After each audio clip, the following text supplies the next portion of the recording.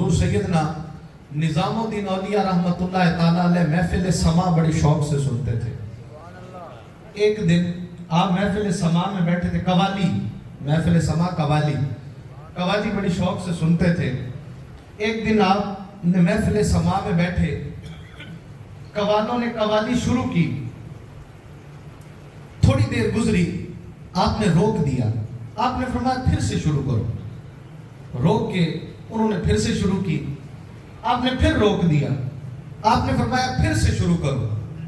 फिर शुरू किए, आपने फिर रोका, आपने फरमाया भी ये बताओ मजलिस में जो भी बेवजू बैठा है ना, वो जाए और जाकर वजू कर रहा है,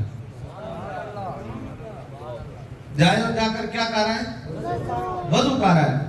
मुरीदैन ने पूछा, सरकार आपको कैसे पता चला कि यहाँ कोई बेवजू बैठा है? आपने फरमाया आज कवाली ने मुझे वजद नहीं दिया, इसलिए मुझे पता चला यहाँ कोई बेअदबी हुई है।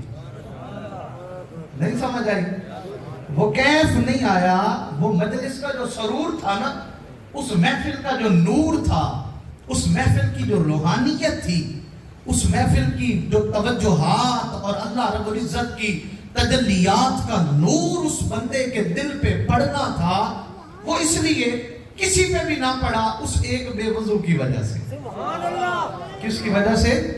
आपने जब लोगों को भेजा, लोग वजू करके आए, कवाली हुई, तो कहते इतना वजद आया कि लोगों ने अपनी पगड़ियां फाड़ दी।